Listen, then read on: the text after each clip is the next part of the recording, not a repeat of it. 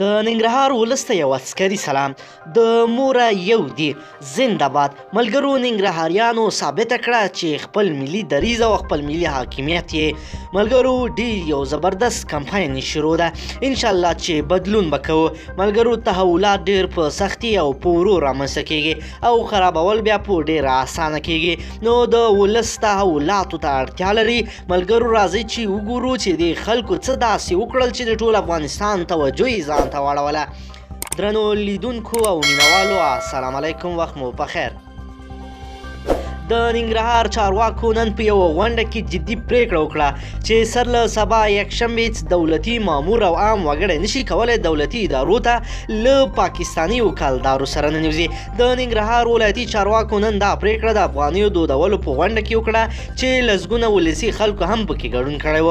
والي شاه محمود میاخیل په دې غونډه کې هغو بانکونو ته هم ګواښ وکړ چې تر دې وړاندې د وړو افغانیو بانک نوټونو په نه اخیستلو ترې خلکو شکایتونه لرل. د وویل که هر بانک له سبا وروسته وړې افغانۍ بانک نوټونه وانخلي دفتر به یې وتړي. ښاریان اوس هم شکمن دي او وایي ښایي دا پریکړه هم د تیرو پریکړو په څیر عملي نشي ځکه د دوی په خبره کې په نرخونو او نقلیه وسایطو د کرایو ستونزه حل نشي.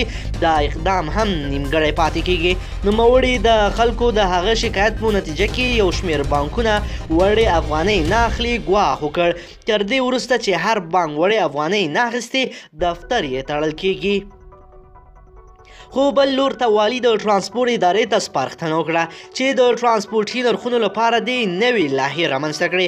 هغه زیاته کړه چې په نوې لایحه کې دې د سلو کلدارو کرایه په 40 افغانیو بدله کړي.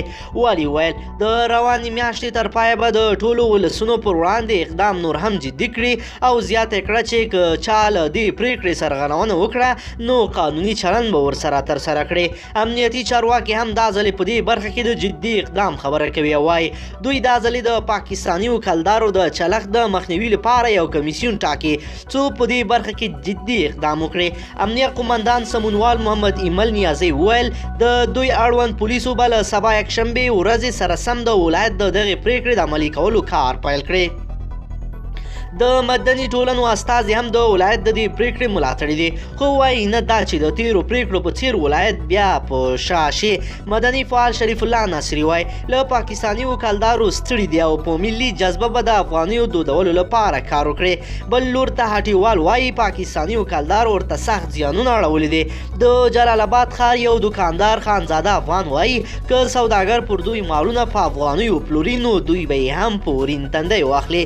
په دې غونډه کې د صرافانو، اصنافو، تیلو، پمپونو، سوداګرو، ډاکټرانو او یو شمېر نورو اتحادیو استازو، قومي مشرانو او دیني عالمانو هم ګډون درلود او ټولو د کلدارو د مخنیوي لپاره د ښار له واټنو د صرافۍ د بکسو تولیدو د کلدارو په نسبت د افغانیو نرخونه کم ټاکلو، د ترانسپورتي کرایو لپاره د افغانیو نرخونو ټاکلو او بانکونو لخوا د وړو افغانیو اخیستو وړاندیزونه وکړل.